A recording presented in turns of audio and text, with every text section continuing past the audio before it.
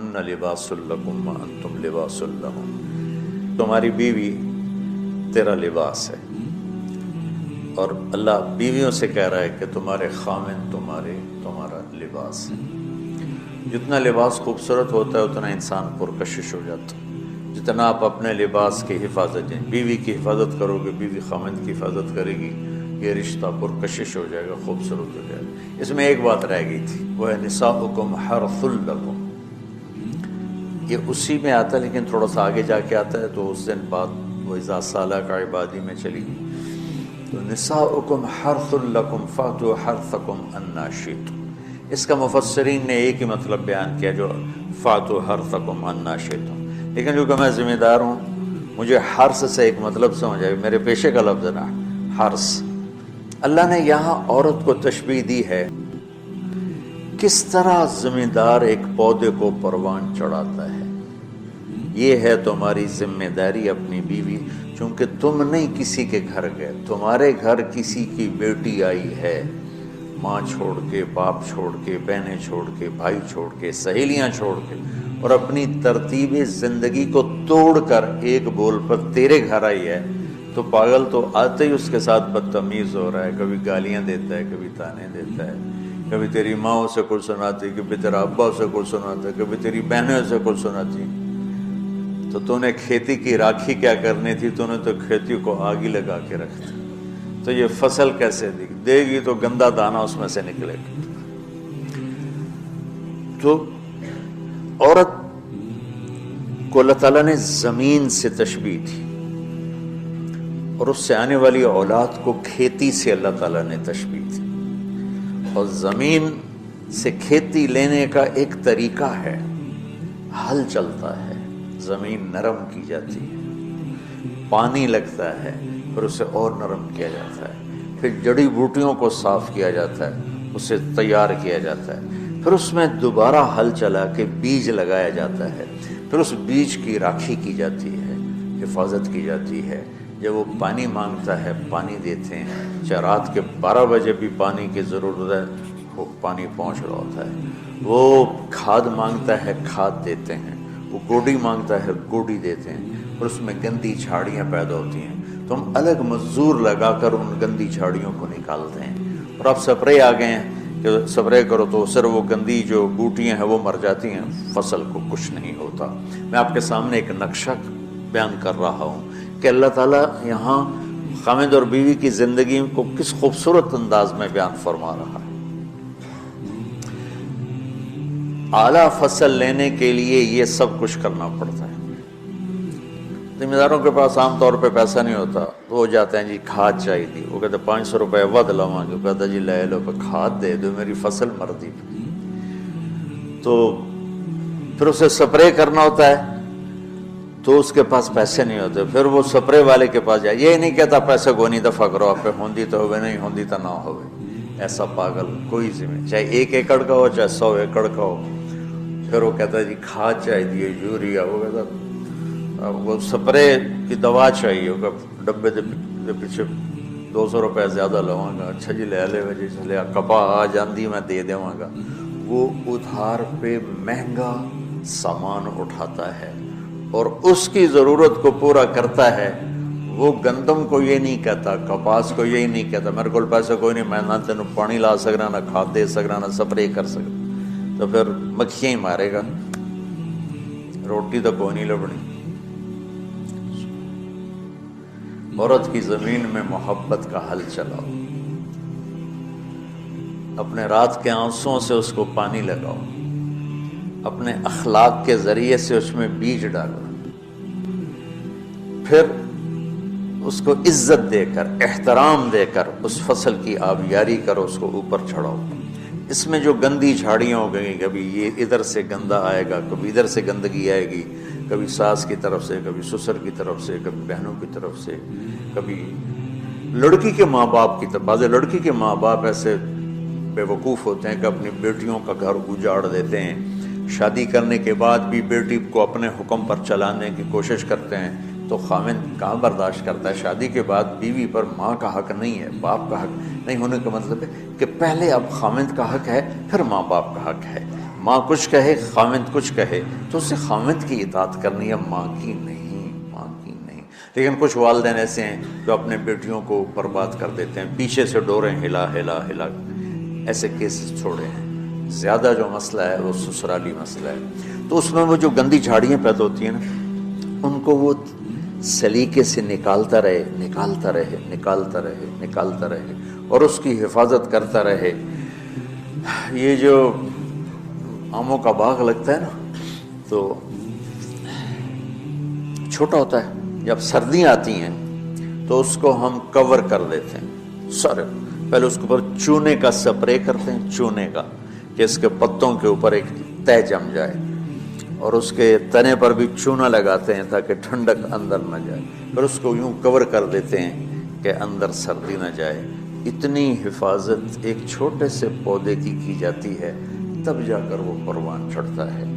اور سب سے بڑا پودا انسان ہے، اور سب سے قیمتی دھرتی ماں ہے، اور سب سے قیمتی رشتہ خامد اور بیوی ہے۔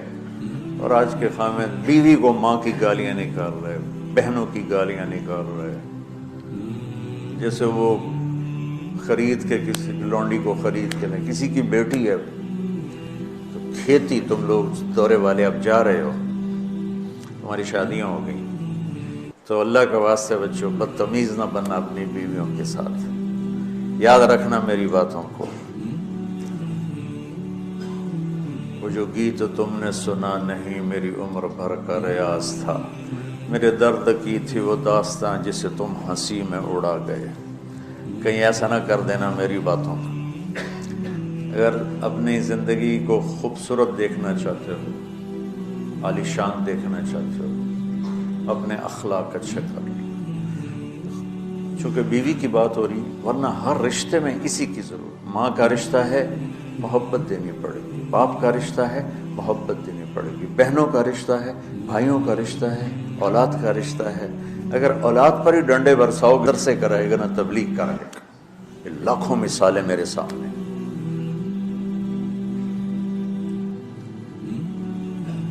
تو اولاد پر بھی جبر کرو گے تو باغی ہو جائیں گے۔ ایک ہمارے ساتھی نے اپنے بیٹے کو حافظ بنایا، کوئی تبلیغی زور، بچے کو تمنا نہیں ہے، انہیں بنایا۔ جب اس کا سر نکل آیا اس کا اور اس کی شادی ہونے لگی تو اس کے والد نے کارڈ چھپوایا، حافظ فلاں فلاں، انہیں سارے کارڈ جلا دی، جلانے کا مطلب پھینکوا دیا، کہ نئے سرے سے کارڈ چھپواؤ اور حافظ کا نام کٹاؤ، حافظ کا نام کٹا کے میرے کارڈ چھپاؤ۔ یہی فیصل آباد کا واقعہ ہے۔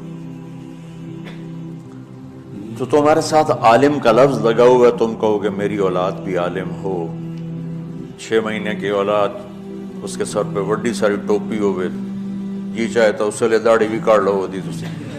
تو اتنے اتنے بچوں کے سر پہ ٹوپیاں چڑھائی ہوتی ہیں، ان کی فطرت کی زندگی، ان کو کھیلنے دو، انہیں ٹائم دو، انہیں دیکھو یہ کدھر موڑ رہے ہیں، جس طرف ان کا دھارا جا رہا ہے۔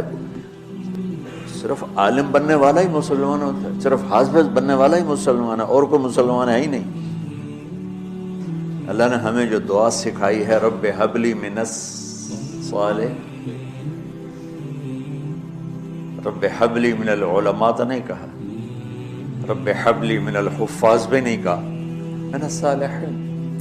نیک ہونا ضروری ہے، عالم ہونا ہو گیا تو ٹھیک ہے، نصیب کی بات ہے، بہت اعلیٰ چیز، حافظ بن گیا بہت اعلیٰ چیز، لیکن زبردستی کراؤ گے پچھتاؤ گے۔ زندگی کے تمام شعبوں کو زندہ کرنا نقطہ ہوتا ہے، اس پر آ کر چاروں ٹائروں کو ایک جیسے زاویے پر جمع کرنا ہوتا ہے، پھر وہ صحیح چلتی۔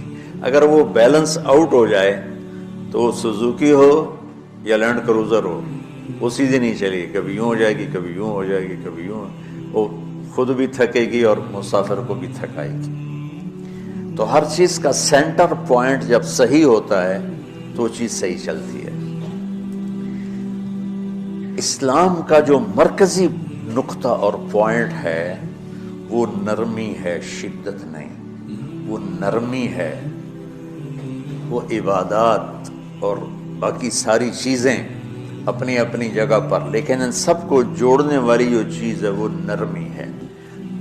یہ میں نے کہاں سے لیا؟ میں ایک دفعہ جا رہا تھا پاناما، تو سورہ کہف کو دیکھ کے پڑھ رہا تھا، ویسے مجھے یاد ہے میں دیکھ کے پڑھ رہا تھا، تو جب میں وَلْيَتَلَطَّفْ پر پہنچا تو حاشیے میں لکھا تھا نصف القرآن، تو میں ایسی تھوڑی دیر سوچ میں پڑا کہ یہ اللہ تو قادر ہے، یہاں کوئی لفظ لا سکتے تھے اللہ تعالیٰ، یہ کیوں لائے وَلْيَتَلَطَّفْ، حد سے زیادہ نرمی کا معاملہ کرنا۔ وہ جو روٹی لینے میں گیا ترکی میں، ترسوس ایک جگہ ہے جہاں اردن والے بھی دعویٰ کرتے ہیں کہ یہاں سے اصحاب کہف، میں نے وہ بھی دیکھا ہے، اور ترکی والے بھی کہتے ہیں میں نے وہ بھی دیکھا ہے۔ تو ترکی والا قرآن کی تعبیر سے زیادہ جوڑ کھاتا ہے، اردن والا جوڑ نہیں کھاتا ہے۔ اس کا وَلْيَتَلَطَّفْ، اے بھائی کوئی بھاؤتاؤ کے چکر میں نہ پڑنا، بڑی نرمی سے پیار محبت سے روٹی لے کے آجا، بھوک لگی، اور صیغہ مبالغہ کا ہے، تلطف، تفاعل، مبالغہ اور تکلف۔ تو تمہارے اندر اگر سختی ہے پھر بھی تم با تکلف نرمی کرو، تمہارے اندر شدت ہے پھر بھی اپنے اوپر نرمی طاری کرو۔ تو یہاں سے مجھے یہ بات سمجھ میں آئی کہ پوری شریعت کا سینٹر پوائنٹ قرآن ہے، اور قرآن کا سینٹر پوائنٹ نرمی ہے، وَلْيَتَلَطَّفْ۔ اب ہمارے ڈانٹ ڈپٹ کو بزرگی سمجھا جاتا، ڈانٹ ڈپٹ کو تربیت سمجھا جاتا، استاد شاگرد کو ڈانٹ رہے ہیں، پیر مریدوں کو ڈانٹ رہے ہیں، امیر مامور کو ڈانٹ رہے ہیں، والدین اولاد کو ڈانٹ رہے ہیں، اور میرا اللہ کہہ رہا ہے نرمی۔ اب آیت سنو، یہ بات سمجھ میں آ گئی؟ اب آیت سنو، اللہ تعالیٰ فرما رہا ہے اپنے محبوب سے، فَبِمَا رَحْمَةٍ مِّنَ اللَّهِ لِنْتَ لَهُمْ وَلَوْ كُنْتَ فَظًّا غَلِيظَ الْقَلْبِ لَانفَضُّوا مِنْ حَوْلِكَ۔ رحمت اللہ یوں ہونا چاہیے، جو نحو کا قاعدہ ہے، فعل پہلے ہوتا ہے، اس کے متعلقات بعد میں ہوتے ہیں۔ تو لنت لہم برحمت اللہ، آپ اللہ کی رحمت سے نرم ہو گئے اپنے امت کے لیے۔ لیکن اللہ تعالیٰ نے فبما، اللہ نے اپنے نبی پر جتنے احسان قرآن میں بتلائے ہیں، الم یجد کا یتیما فآویٰ الذی ایدک بنصرہ وبالمؤمنین۔ اب قرآن میں دیکھو وکان فضل اللہ علیک کبیرا، اللہ نے قرآن میں اپنے نبی پر جو احسان کیے وہ بتائے اور جتلائے کہ ہم نے آپ کے ساتھ یہ کیا، یہ کیا، یہ کیا۔ یہ احسان جیسے اللہ نے بتایا ہے نا اپنے نبی کو، یہ احسان نرمی والا جس طریقے سے بتایا، اس طریقے سے کسی احسان کو ذکر نہیں کیا۔ فبما، کس چیز پر آئے تو وہ یوں کرتا، اور جب وہ بس پہ آتا تو ایسے ایسے کرتا، ایسے کہ بھئی بس بڑی ہوتی ہے نا تو اس کا یوں اشارہ کرتا، اور گاڑی چھوٹی تو اس کا یوں اشارہ کرتا۔ تو فبما، یہ جو فبما رحمہ ہے نا، یہ زمین آسمان سے بھی باہر نکل گیا ہے، اور مشرق و مغرب سے پار ہو گیا، شمال جنوب سے پار ہوگا، فوق تحت سے پار ہو گیا ہے۔ اللہ تعالیٰ فرما رہے ہیں میرے محبوب، میری اتنی بڑی رحمت آپ پر آئی جس کو آپ کے رب کے سوا کوئی نہیں جانتا، اور پھر آپ نرم ہو گئے، نرم ہو گئے۔ شکل نہ ہوتی، جنت کی حور سے بھی اعلیٰ شکل ہوتی، وَلَوْ كَانَ الْعُنْفُ خَلْقًا لَمَا رَأَى النَّاسُ خَلْقًا أَبْغَضَ مِنْهُ۔ اور اگر بد اخلاقی کی، سخت مزاجی کی کوئی شکل ہوتی تو وہ شیطان سے بھی زیادہ خوفناک ہوتی۔ امام اسماعیل رحمۃ اللہ علیہ بڑے علامہ گزرے ہیں اور قرآن کی بڑی خدمت کی ہے لغت کے لحاظ سے، تھے انتہائی بدصورت، کوڑا سیاہ اور حبشی ٹائپ۔ کہنے لگے زندگی میں کبھی دھوکہ نہیں کھایا، سوائے ایک دفعہ ایک لڑکی نے مجھے ایسا بیوقوف بنایا کہ میرے 14 طبق روشن کر دیے، کہ میں جا رہا تھا تو ایک خوبصورت لڑکی نے مجھے مسکرا کے اشارہ کیا، کہنے بھائی کوئی میرے اوپر بھی عاشق ہے، تو میں اس کے پیچھے چل پڑا، وہ آگے آگے میں پیچھے پیچھے، وہ آگے آگے میں پیچھے پیچھے۔ بازاروں میں چلتے چلتے ایک مصور کی دکان پہ پہنچے تو اس نے مصور سے یوں اشارہ کیا اور آگے چلی گئی۔ وہ آگے چلے گی تو میں حیران ہو گیا. میں نے کہا بھائی یہ کیا چکر ہے؟ کہا جی یہ ایک بچی کل میرے پاس آئی تھی کہ مجھے شیطان کی فوٹو بنا کے دو.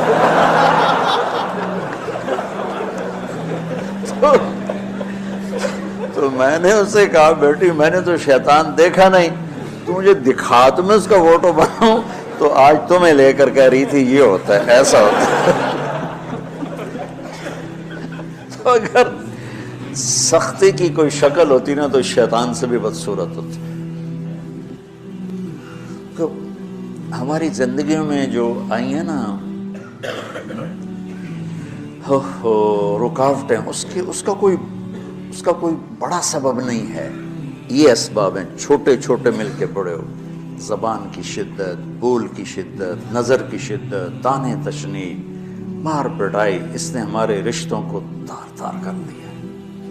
اور میں قربان جو میرا اللہ تعالیٰ کہہ رہا ہے لو کنت فظا غلیظ القلب, اگر آپ کی زبان میں شدت ہوتی, آپ کے مزاج میں شدت ہوتی, لانفضوا من حولک. انفضوا کا مطلب بتایا تھا نا کل پرسوں, بھگدڑ مچ جانا, پیچھے مڑ کے نہ دیکھنا. معلم محمد مصطفیٰ جیسے ہوں صلی اللہ علیہ وسلم, اور طلبہ اصحاب رسول جیسے ہوں.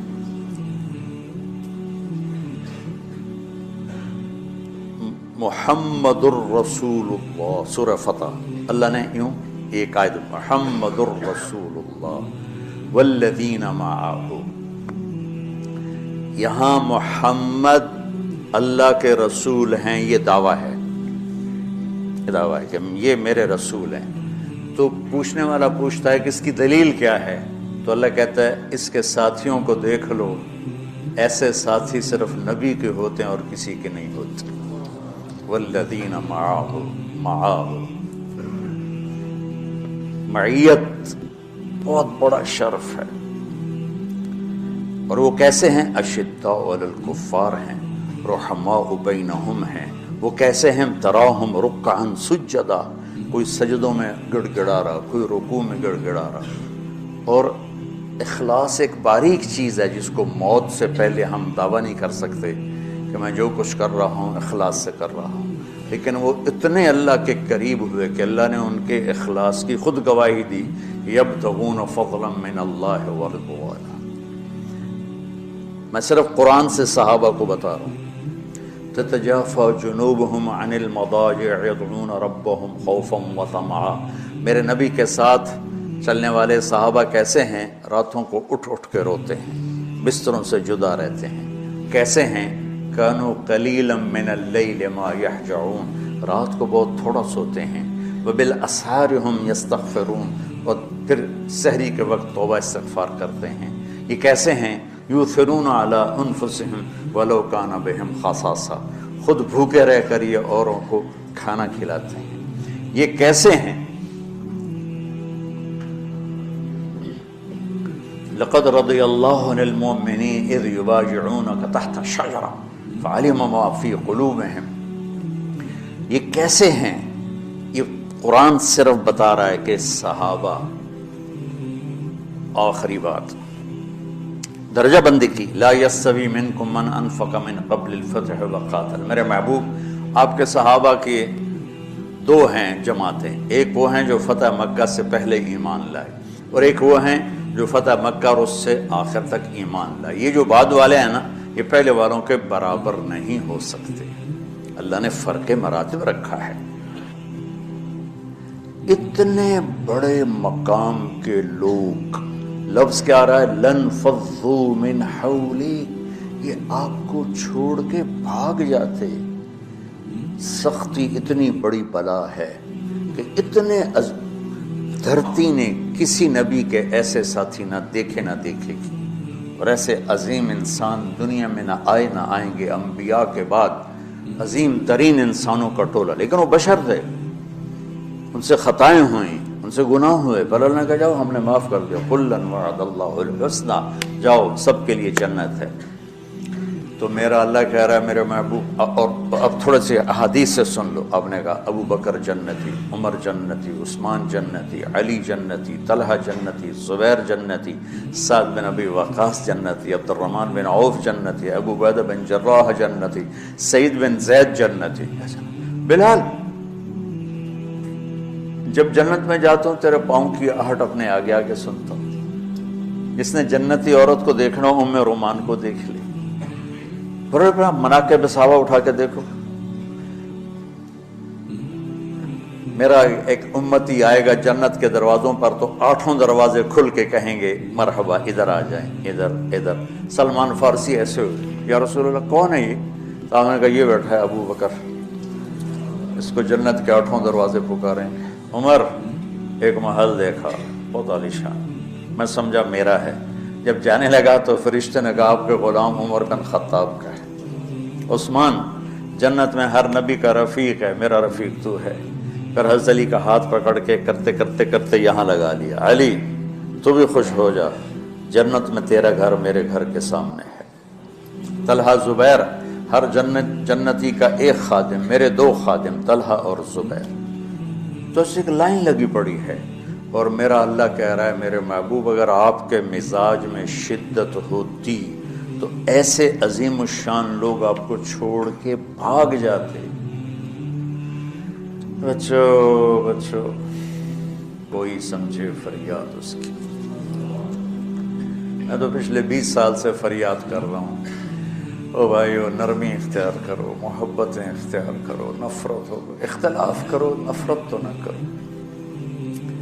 بیوی سے اختلاف ہو گیا ہے تو نفرت تو نہ کر، بیوی کو خامن سے ہو گیا نفرت تو نہ کر، بہن بھائیوں میں ہو جاتی اونچ نیچ، نفرت ہے تو نہ کرو، سلام دعا ختم، اور وہیں جا کر ٹکتی۔ تو اگر آپ نے میں نے یہ اخلاق بنا لی، یہ نرمی اپنے اندر پیدا کر لی، تو اللہ کی قسم گلاب کے پھول کی طرح مہکو گے بھی صحیح۔ زبردستی اپنی بیوی سے خدمت نہیں لے سکتے، اپنی ماں کے لیے، اپنے باپ کے لیے۔ اپنی بیویوں کو عزت دینا سیکھو۔ تم بچے ہو، جذبات میں آ کر کبھی ماں کی بات سنی، کبھی باپ کی بات سنی، کبھی بہنوں کی بات سنی۔ خاص طور پر بہنوں کا کردار بہت خطرناک ہے ہمارے معاشرے میں، دکھ سے کہہ رہا۔ میں کہ بیٹی جن کو میں جانتا نہ ہوں یا شناسائی نہ ہو، وہاں میں گھر کے معاملات میں نہیں پڑتا۔ نرم بنو، اپنی ماں کی قدموں میں جنت ڈھونڈو۔ اپنے باپ اوسط ابواب الجنہ، باپ جنت کا سب سے بڑا دروازہ ہے، ان کی خدمت تمہارے ذمہ ہے۔ کہ خاوند کے ذمہ ہے اپنی بیوی کو الگ گھر کا مطالبہ کرے تو الگ گھر لے کر دے۔ اگر یہ بھی نہیں کر سکتا، تسبیح پھد کے اللہ ہو کرے تو روزے رکھے، کسی کی بیٹی کو برباد نہ کرے۔ تو آپ نے جہاد کا قافلہ رکوا دیا اور فرمایا عائشہ کا ہار ڈھونڈو۔ یہ بھی تو کہہ سکتے تھے ہار کی کیا حیثیت ہے، جہاد کا سفر ہے، ہمیں آگے جانا ہے یا واپس جا رہے ہوں گے، تو چھوڑو ہار کو، سب کو لگا دیا، ڈھونڈو۔ آج ہی ایک ہمارے تعلق والے رحیم یار خان سے چل کے آئے کہ جی وہ یہ میرا بیٹا ہے، پوری داڑھی اس کی بیٹی کی، تو اس نے اپنے بدتمیزی سے اپنی بیوی کو اتنا دکھ پہنچایا ہے کہ وہ گھر چھوڑ کے ہمارا چلی گئی ہے، تو آپ ہماری صلح کرا دیں۔ کہ وہ سسرال والے بھی میرے جاننے والے ہیں اور یہ گھر بھی میرا جاننے والا ہے۔ تو میں نے کہا کیا بدتمیزی کرتا تھا؟ کہتا تھا ماں کی اہمیت بٹھاتا تھا کہ میری ماں میری ماں۔ تو وہ ماں کی تو ہے، لیکن بیوی کا بھی تو کوئی حق تھا۔ اتنا اس کو ذلیل کیا کہ وہ گھر چھوڑ کے ہی چلی گئی۔ تو ماں باپ کا حق تمہارے ذمہ ہے، تمہاری بیوی کے ذمہ نہیں ہے، پوری ذمہ داری سے کہہ رہا۔ تم زبردستی اپنی بیوی سے خدمت نہیں لے سکتے، اپنی ماں کے لیے، اپنے باپ کے لیے۔ اس کی خوش قسمتی ہے وہ خدمت کرے، اس کی عزت ہے وہ خدمت کرے، لیکن اسے تم مجبور نہیں کر سکتے ہو کہ تو خدمت نہیں کریں گی تو اے کر دے گا او کر دے گا۔ آج کی صبح کی بات، ایک گھر ٹوٹ گیا صرف اس بچے کی نادانی اور بد اخلاقی کی وجہ سے۔ اپنی بیویوں کو عزت دینا سیکھو، اپنی بیویوں کو احترام دو، ان سے اظہار محبت کرو۔ لوگ اپنی بیویوں سے اظہار محبت نہیں کرتے۔ حضرت عائشہ سے آپ نے جو کہا، آخر ہے حرف آخر، یا عائشو، عائشہ بھی نہیں کہا، یا عائشو، یہ لاڈ اور پیار کا خطاب ہے، یا عائشو انہو لیہون علی الموت ان اریتکی زوجتی فی الجنہ۔ عائش، عائش، جیسے آپ لاڈ سے کوئی نام بنا لیتے ہیں تو آپ نے پیار سے یہ نام بنایا ہوا تھا، عائش۔ جب سے مجھے پتا چلا ہے تو جنت میں میری بیوی ہے، میرے لیے تو موت بڑی آسان ہو گئی ہے۔ یہ اظہار تھا۔ جس نے اللہ کو دیکھا ہو اس کے لیے بھلا اس کے بعد کوئی چیز ایسی ہے جو موت کو پرکشش بنائے؟ ہم تو اللہ کو دیکھا ہوا ہے۔ یہ ہمیں سکھانے کے لیے اور گھر کی زندگی بتانے کے لیے کیا جملہ ہے، سونے کے پانی سے بھی لکھو تو اس کی قیمت ادا نہیں ہو سکتی۔ مجھے تو مرنا ہی آسان ہو گیا ہے جب سے پتا چلا ہے تو جنت میں میری بیوی ہے۔ تو اظہار محبت کرو اپنی بیویوں سے۔ کوئی اچھے کپڑے پہنے، تعریف کرو، بہت اچھی لگ رہی ہو۔ کھانا پکا کے لائے، ماشاءاللہ تو بہت بڑھیا کھانا بنایا ہے۔ حکیم ڈاکٹر عبدالحی صاحب حضرت تھانوی کے خلیفہ ایک مرید کے گھر کھانا کھانے گئے، کو کھانا بڑا پسند آیا تو انہوں نے اپنے مرید سے پوچھا کس نے پکایا؟ کہا جی میری بیگم نے پکایا۔ کہا اسے بلاؤ۔ وہ آ گئی، کہنے لگے بیٹی آپ کے ہاتھ کا کھانا کھایا، بہت بڑھیا تھا، بہت مہربانی۔ تو اس نے زاروں قطار رونا شروع کر دیا، زور زور سے۔ تو ڈاکٹر صاحب رحمہ اللہ نے فرمایا بیٹی رونے کی کیا بات ہے، میں نے تو کوئی ایسی بات نہیں کہی۔ کہ نہیں حضرت میں اس پہ نہیں رو رہی، میں اس پہ رو رہی ہوں کہ یہ جو آپ کے مرید بیٹھے ہیں، میں 30 سال سے ان کے گھر میں ہوں، 30 سال سے انہوں نے کبھی ایک دفعہ مجھے نہیں کہا کہ تو نے کھانا اچھا بنایا ہے، ایک دفعہ بھی نہیں کہا۔ ہم سیرت بھول گئے ہیں، سیرت بھول گئے ہیں۔ پھر یہ جو ہماری جوائنٹ فیملی ہے سسٹم، یہ پہلے بہت اچھا تھا جب عزت احترام کا سب کا اپنے اپنی جگہ پہ تھا۔ اب تعلیم نے ہر چیز اتھل پتھل کر دی ہے، اور اس سوشل میڈیا نے ہر چیز کو تباہ و برباد کر دیا ہے۔ تو اب یہ ایک وبال جان بن گیا ہے، ایک مصیبت بن گیا ہے۔ بیوی سے کوئی کمی بیشی ہو تو اپنے ماں باپ کی حفاظت کرو، ماں باپ کوئی کمی بیشی کرنے لگیں تو اپنی بیوی کی حفاظت کرو۔ یہ ہمارے گھروں کا دستور ہے۔ تو تم بچے ہو، جذبات میں آ کر کبھی ماں کی بات سنی، کبھی باپ کی بات سنی، کبھی بہنوں کی بات سنی۔ خاص طور پر بہنوں کا کردار بہت خطرناک ہے ہمارے معاشرے میں، دکھ سے کہہ رہا ہوں۔ وہ ایسے کان بھرتی ہیں کہ وہ ایک بیچاری لڑکی اپنے بھائی کے ساتھ ایک ٹوٹا ہوا موٹر سائیکل، اس پہ وہاڑی سے چل کے آئے، وہاڑی سے دونوں بہن بھائی آئے۔ کہا جی آپ سے بات کرنی ہے، میرا خاوند ہے، اس کی بہنیں میری شکایتیں لگاتی ہیں اور وہ میری پٹائی شروع کر دیتا ہے، مجھ سے پوچھتا ہی نہیں ہے کہ بات کیا ہے، مجھے مارنا شروع کر دیتا ہے، آپ کے بیان بڑے سنتا ہے، آپ اس کو سمجھا دیں تھوڑا۔ میں کہا بیٹی جن کا کو میں جانتا نہ ہوں یا شناسائی نہ ہو، وہاں میں گھر کے معاملات میں نہیں پڑتا، کیونکہ سننے والے کے دل میں جب تک میری بات کا وزن نہیں ہوگا وہ میری بات کو لے گا نہیں۔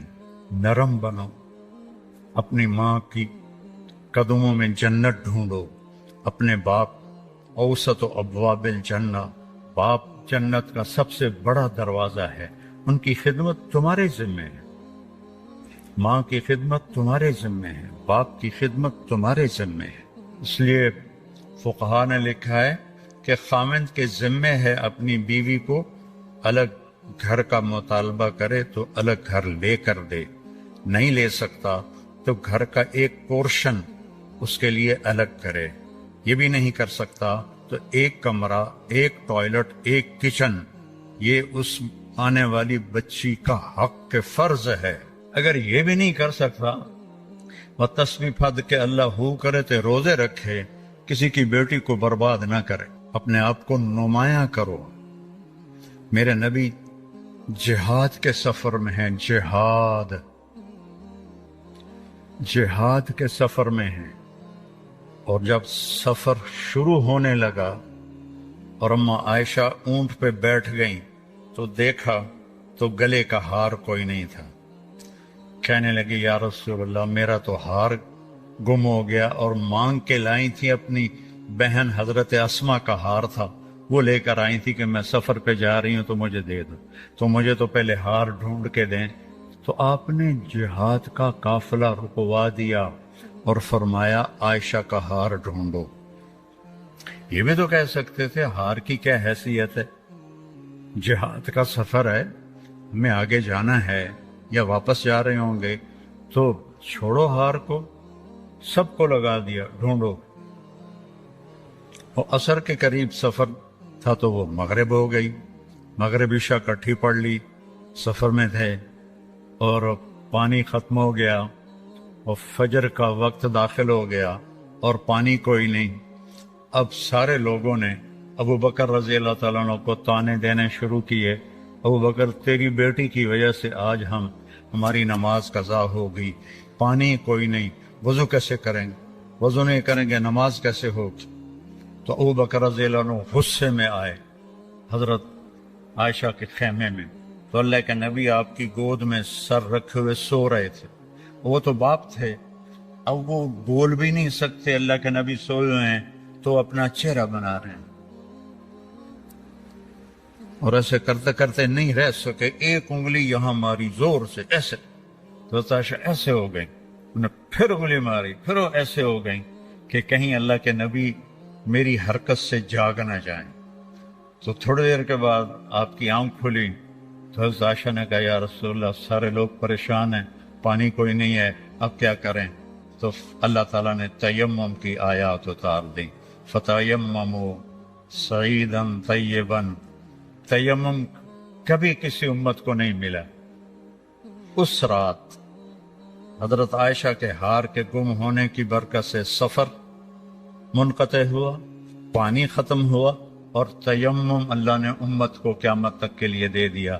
جب یہ آیات اللہ کے نبی نے باہر نکل کے سکھائیں، اب سارے کہنے لگے ابو بکر تمہارے گھر کی کیا بات ہے، تمہاری برکت سے تو امت کو کیا کچھ ملا ہے، تمہارے گھر کے کیا کہنے۔ جب دن چڑھا تو حضرت عائشہ نے کہا یا رسول اللہ ہار کو چھوڑیں، اب آگے چلتے ہیں۔ تو پھر آپ نے کہا چلو بھائی۔ جب اونٹنی کو اٹھایا تو وہ ہار اونٹنی کے نیچے گیا پڑا تھا، وہ ہار بھی مل گیا۔ اتنی دلداری میرے نبی نے کی۔ بچوں، میں یہ نہ سنوں کہ میرا کوئی شاگرد اپنی بیوی کے ساتھ بدتمیز ہے، یا اپنے ماں باپ کا دل دکھاتا ہے، یا اپنے بہن بھائیوں سے لڑتا ہے۔ پیچھے ہٹ جاؤ، اپنے خون کے رشتوں سے لڑو نہیں، پیچھے ہٹ جاؤ۔ جو بھی اس کے لیے سودا کرنا پڑے کر دو، لیکن جھگڑے میں نہ پڑو، پیچھے ہٹ جاؤ۔ اللہ تمہیں نوازے گا وہاں سے جہاں سے تمہارا وہم و گمان بھی نہیں۔ اور نماز کی عادت ڈالو۔ ایک نماز ہے جو ہم پڑھتے ہیں، وہ نماز نہیں کہہ رہا ہوں، فَإِذَا فَرَغْتَ فَانْصَبْ، نصب گڑ جانا، جیسے یہ بوتل ہے نا، یہ یہاں آ کے گڑی تو نہیں لیکن ایسے کھڑی ہے، تو اللہ کہہ رہا ہے فَانْصَبْ، ایسے جیسے لکڑی کو ٹھوکا جاتا ہے نا زمین میں، اور کچھ اس کا حصہ اندر چلا جاتا ہے اور اوپر والا ایسے ہو جاتا ہے، تو نماز کے لیے ایسے کھڑے ہو، ایسے۔ عبداللہ بن زبیر پر حجاج حملے کر رہا تھا اور وہ حرم میں نماز پڑھتے، کوئی پتھر یہاں سے گزرتا، کوئی یہاں سے گزرتا، کوئی یہاں سے گزرتا، اور ان کے جسم میں ایسے بھی نہیں ہوتا تھا، ایسے۔ اتنے اطمینان سے نماز، وَإِلَىٰ رَبِّكَ بولو فرغب. رغبت کی نماز، نماز میں دل لگے، نماز میں کھڑے ہو جاؤ، نماز میں کا انتظار کرو، نماز کو اپنے مسائل کے حل ہونے کا ذریعہ بناؤ، نماز میں دعائیں مانگنا سیکھو. ہم دعا نہیں مانگتے، دعائیں مانگنا سیکھو. یہ بہت بڑا سبب ہے. اسباب ظاہریہ اختیار کرو اور نماز کو سب سے بڑا سبب بناؤ. اذا حزبہ امر فزع الی الصلاۃ. جب کوئی مشکل آتی تھی آپ نماز پڑھتے تھے، جب کوئی مشکل آتی تھی آپ نماز پڑھتے تھے. 3 دن گزر گئے، کھانے کو کچھ نہیں ملا، تو حضرت عائشہ سے کہنے لگے چلو آج میں اللہ سے جا کے بات کرتا ہوں. مسجد میں گئے، نفل شروع کر دی. ایک ستون کے پیچھے 2 نفل پڑھتے، پھر سلام پھیر کے دوسرا ستون، اللہ اکبر، پھر سلام پھیرا تیسرا ستون، اللہ اکبر، پڑھے جا رہے ہیں. اتنے میں حضرت عثمان آئے. اما جان اللہ کے نبی کہاں ہیں؟ ان کا 3 دن سے فاقہ تھا، اللہ سے مانگنے گئے تو ہزاروں قطار رونے لگے. مجھے کیوں نہ کہا؟ عبد الرحمن بن عوف کو کیوں نہ کہا؟ ثابت بن قیس کو کیوں نہ کہا؟ یہ سارے مالدار تھے. بھاگے بھاگے گھر گئے، پورا اونٹ بھر کے راشن کا لے کر آئے اور آ کر وہاں اللہ کے نبی کے گھر اتارا. اور پھر بھاگے بھاگے گئے اور گھر میں جو سالن تیار ہو گیا تھا وہ اٹھا کے لائے اور روٹیاں اٹھا کے لائے اور آ کر دیا کہ پکانے میں دیر لگے گی. جب اللہ کے نبی واپس آئے، پوچھا عائشہ کچھ ہوا؟ کہ یہ دیکھیں اللہ تعالیٰ نے سب کچھ کر دیا ہے. کہ یہ کون لایا ہے؟ کہ یہ عثمان لایا ہے. تو آپ نے ایسے ہاتھ اٹھائے، اے اللہ میں عثمان سے راضی ہوں، تو بھی اس سے راضی ہو جا. اے اللہ میں عثمان سے راضی ہوں، تو بھی اس سے راضی ہو جا. اے اللہ میں عثمان سے راضی ہوں، تو بھی اس سے راضی ہو جا. تو نماز کو اپنا وظیفہ بناؤ.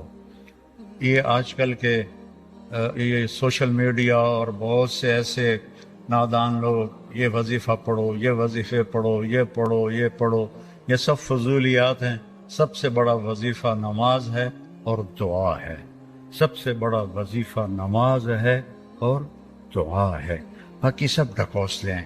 میرے اوپر جادو ہو گیا ہے، میرے اوپر اثر ہے، میرے اوپر جنات ہیں. یہ سب عاملوں کی جیب گرم کرنے کے اسباب ہیں. یہ کچھ بھی نہیں ہے، سب بک بک ہے، سب بک بک ہے.